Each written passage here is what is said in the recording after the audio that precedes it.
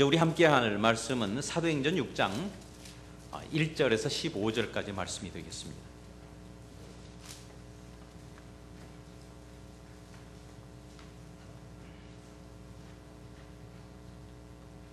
제가 1절을 읽겠습니다.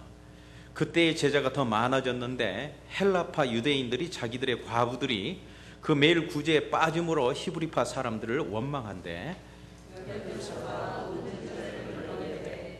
우리가 하나님의 말씀을 제쳐놓고 공개를 일삼는 것이 마땅치 아니하니 형제들아 너희 가운데서 성령과 지혜가 충만하여 칭찬 듣는 사람 7을 택하라. 우리가 이 일을 저희에게 맡기고 우리는 기도하는 것과 말씀 전하는 것을 전무하리라. 온 무리가 이 말을 기뻐하여 믿음과 성령이 충만한 사람 스데반과 또 빌립과 프로고로와 니가노르와 디몬과 바메나와 유대교에 입교한 안디옥 사람 니골라를 택하여 사람들 앞에 세우니 사도들이 기도하고 그들에게 안수하니라. 하나님의 말씀이 점점 왕성하여 예루살렘에 있는 제자의 수가 더 심히 많아지고 허다한 제사장의 무리도 이도에 복종하니라. 스데반과 니골라는 충만하여 큰 기사와 표적을 인하게 하니 리보디노 구레네인 알렉스라인인 길기리아의 아시아로부터 온 사람들의 회당이라고 하는 각 회당에서 어떤 자들이 일어나 스데반으로 더불어 변론할세 스데반이 지혜와 성령으로 말하는 저희가 당치 못하여 사람들을 가르쳐 말시키되 이 사람이 모세와 및 하나님을 모독하는 말하는 것을 우리가 들었노라 하게 하고 서기관들이 충돌시켜 잡아왔어.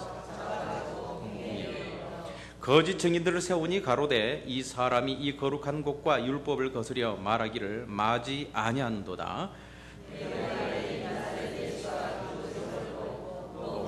우리에게 전하여 준 규례를 고치겠다 함을 우리가 들었노다. 함께 할까요? 공회 중에 앉은 사람들이 다 스데반을 주목하여 보니 그 얼굴이 천사의 얼굴과 같았더라. 아멘. 오늘 말씀을 보면은 초대교회 집사님들에 대해서 이렇게 기록이 되어 있습니다. 사람들이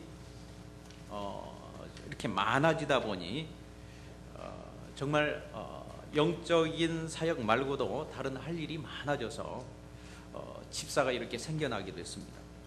교회 부흥하고요, 교회가 부흥하고 성장하자 사역이 아주 다양해졌기 때문입니다. 이렇게 되고 보니까 가장 이상적인 교회였던, 그렇게 이야기할 수 있는, 이 땅에 있어서 가장 완전에 가까운 어떤 교회라고 하는 이런 초대교회조차도요 문제가 나타나기 시작했습니다. 구제하는 일로 인해서 교인들끼리, 좋은 일이지만 구제하는 일로 말미암아 이렇게 마음이 상하는 일이 나타났습니다. 그러다 보니 그 모습을 보고 목회자가 마음을 뺏기지 않을 수 없죠. 그 문제를 해결하려고요. 그래서 구제하고 성도를 공개하는 것도 좋은 일이기도 하지만은 사실 이 일로 말미암아 말씀 전하고 기도하는 여력을 거기다 할애하고 소비하다 보니까 참 말씀 전하는 데 지장이 되고 말았습니다. 또 뿐만 아니라 목회자가 이런 일로 말미암아 이런저런 일에 성도들이 직접 그렇게 개입하다 보니까 할 수 없이 저 사람이 볼 때는 이 사람 편 드는 것 같고 저 사람이 볼 때는 저 사람 편 드는 것 같고 나를 이해해 주는 거 한 것 같고 뭐 이러다 보니까 그냥 성도 간에 서운한 감정도 생기기도 하고 그러다 보니까 그런 관계에서 목회자가 전하는 말씀에 은혜도 못 받는 거예요. 정말 초대교회로서는 위기를 만난 셈이고 또 넘어가야 할 큰 산을 만난 셈이 되었습니다. 이때 영적인 위기를 느낀 이 사역자들이 병신도 일꾼들을 세우게 됩니다. 그래서 믿음과 성령이 충만한 7사람을 택하여 안수하게 되는데 바로 이분들이 초대교회의 첫 7 안수 집사님이셨습니다. 이 집사님들이 하나님의 주신 사랑 안에서 지혜롭게 교회의 일을 잘 감당하자 사도들은 근심이 덜어졌고 또 기쁜 마음으로 말씀을 더 잘 전할 수 있게 됐고요. 또 집사들로 인해서 성도와 목회자 간의 그런 관계가 더 회복되고 또 보호되었습니다. 뿐만 아니라 이 집사님들로 인해서 성도들도 이렇게 안심하고 만족하게 됐습니다.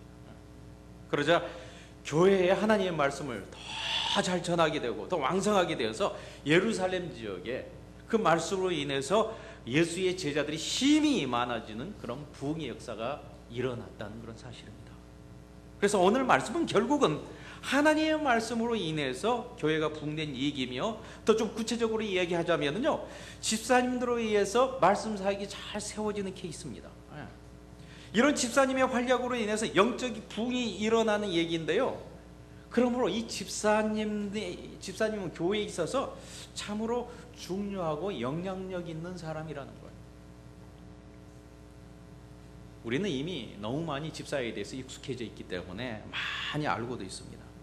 집사의 의미는 일꾼이며, 오늘 말씀처럼 믿음과 성령이 충만하는 거 알고 있습니다. 또 다른 성경의 기록 보면은 가정을 잘 다스리고 칭찬을 받는 그런 사람이라고 또 기록이 되어 있습니다.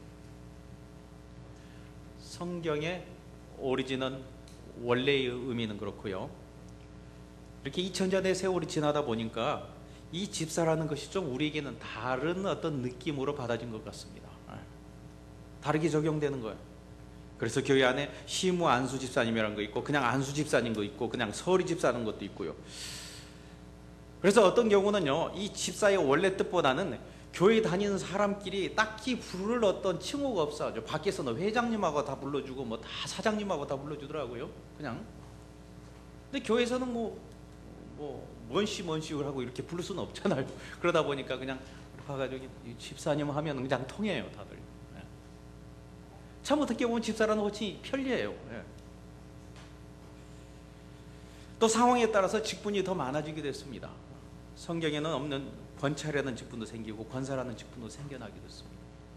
저는 이런 직분의 명칭에 대해서는 본질적인 복음을 잘 전하기 위해서 복음보다는 더 비본질적인 그것들이 복음을 위해서 유연하게 대처할 수 있을 수 있다는 것, 그래서 그런 것 중에 하나라는 것이, 이 직분이라는 게 하나라는 점에서 그렇게 그것에 목숨을 걸지 않아도 된다는 생각은 합니다. 그렇지만은요, 언제든지 원래의 원본의 표본은 잃지 말아야 합니다. 원래 집사라는 의미와 그 모습과는 그 어떤 오리지널의 어떤 의미는 잘 보존되어야 하며, 그래서 또 보존되어야지만 상황에 따라서 수정되었다 하더라도요, 원래 모습으로 돌아가자는 어떤 그런 원래의 어떤 그 오리지널의 하나님 뜻으로 돌아가고자 하는 그런 노력이 없다면은요, 성경의 모든 말씀과 진리는 상황 유일에 따라서 하나님 뜻과는 전혀 상관이 없는 것으로 변질되어 버릴 수도 있는 거예요. 고로 우리는 언제나 집사의 원래의 그 뜻을 잊지 말아야 합니다. 저는 오늘 초대교회 오리지널 집사님에 대한 그런 모습을 알아보기를 원하는데, 저는 오늘 집사에 대한 이론 모습보다는요, 삶으로 보여주는 집사의 영향력을 실제로 한번 좀 보고자 합니다. 그 중에 첫 번째로 오늘은 누굴까요? 스데반입니다. 스데반 집사님. 자, 스데반 안수 집사님은요, 어떤 삶으로 복음에 영향을 끼쳤습니까? 스데반 집사님은 뭐가 생각나죠? 첫 번째요, 스데반 집사님은 순교를 하신 분입니다.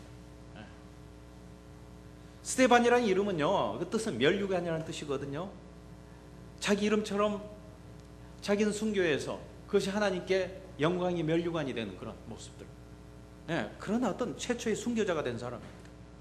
그래서 성경의 인물들을 우리 기도할 때 많이 이렇게 인용하고 사용하잖아요. 그러면은 스데반 이름이 나오면 어김없이 나온 것처럼 스데반처럼 순교하는 정신으로 희생하게 하시고 순교가 꼭 따라옵니다.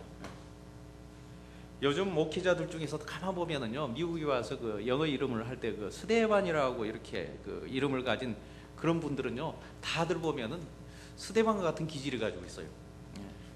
제가 경험한 스데반이라는 이름 가진 목회자는요, 그냥 성격으로 보더라도 좀 강하고 말이에요, 좀 확실하고요, 좀 뭐 그런 거 있잖아요. 뭐 좀 극단적이기도 하지만은 그냥 뭐 복음을 위해서 막 생명을 바친다, 뭐 그런 분이 많습니다.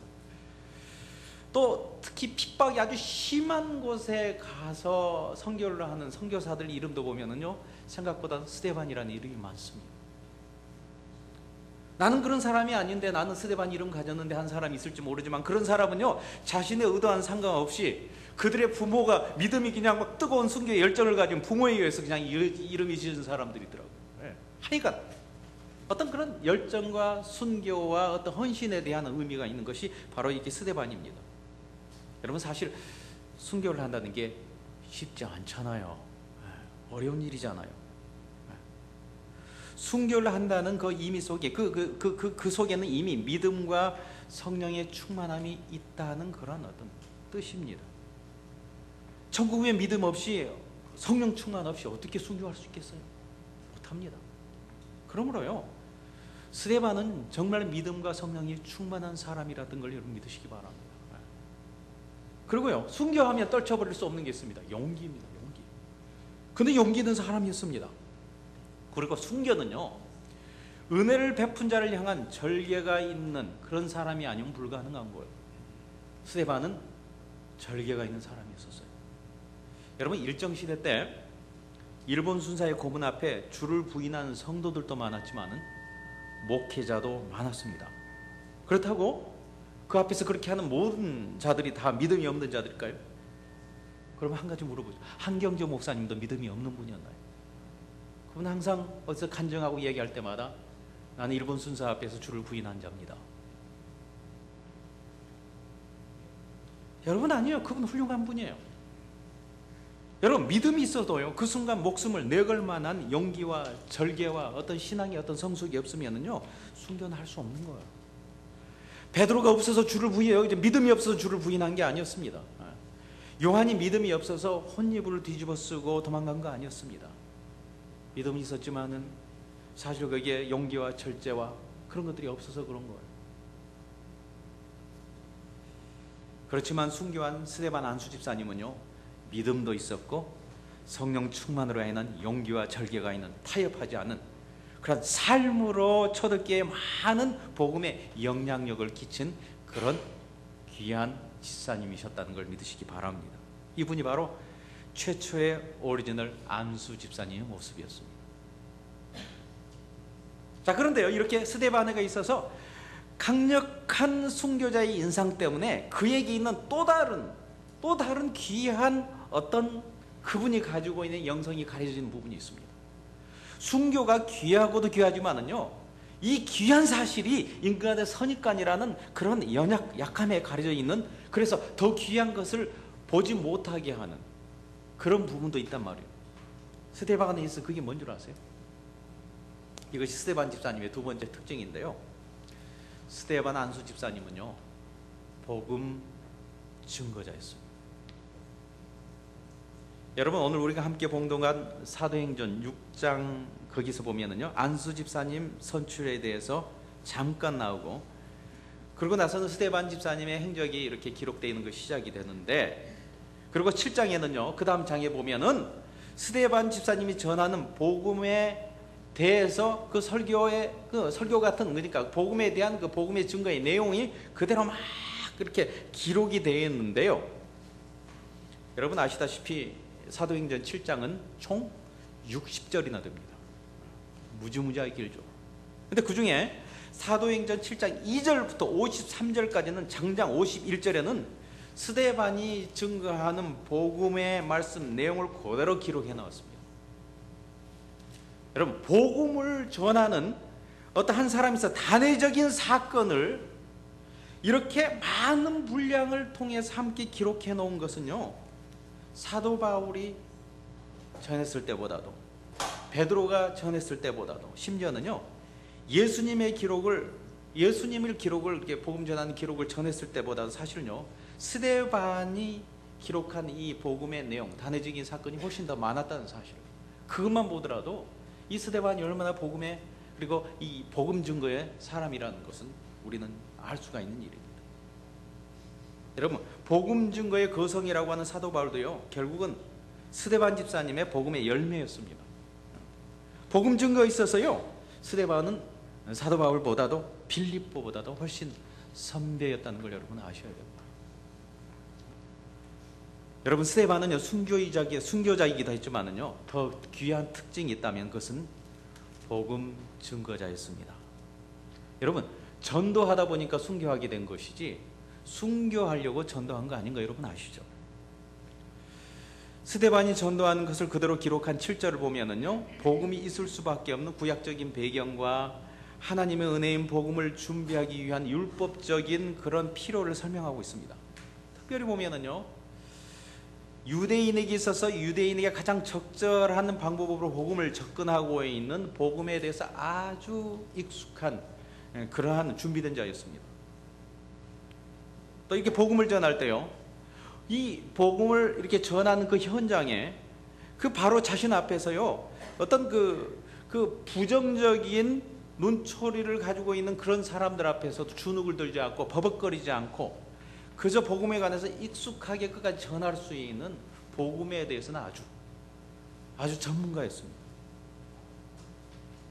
여러분, 복음은요 참 신비해서, 하나님의 말씀 참 신비해서 말 잘하고 가방끈이 길다고 해서만 잘 전한 건 아니더라고요. 그렇다고 복음은 말주변이 없고 세상 지식이 부족하다고 해서 전하지 못한 것도 아닙니다. 복음 전함 전도는 너무 특별해서요, 설교하고도 다르고요, 다른 지식을 전하는 거하고도 다릅니다. 그렇지만은요, 복음은 한번 전하기로 마음 먹고 복음을 인격적으로 이해하고 전할 기본의 내용을 준비하기만 하면은, 정말 준비하기만 하면은 누구든지 스데반처럼 전할 수 있는 것이 복음 전함인 것을 여러분 믿으시기 바랍니다. 보세요, 베드로의 모습도 보세요. 베드로의 평소의 모습을 아는 사람들은요, 베드로의 복음 전하는 모습 보고 깜짝 놀라고 말했잖아요. 이건 베드로의 실력이 아니다, 자신의 어떤 능력이 아니다. 여러분, 복음은 하나님의 것이라서, 복음은 하나님의 일이라서, 복음은 하나님의 안타까움이 훨씬 더해서 우리가 한 번이라도 이렇게 전하려고 하는 마음만 먹기만 한다면은 성령 그분께서 스스로 말씀하시고 그분께서 적극적으로 도우신 줄 믿습니다. 초대교회 최초의 안수 집사님 스데반은요, 그런 면에서 보면 복음 전도의 준비가 된 사람이었습니다. 그래서 전도함으로 복음의 영향을 가장 많이 남긴 사람 중에 한 사람입니다. 이것이 신약에 나오는, 초대교회에 나오는 오리지널 집사님의 모습이었습니다.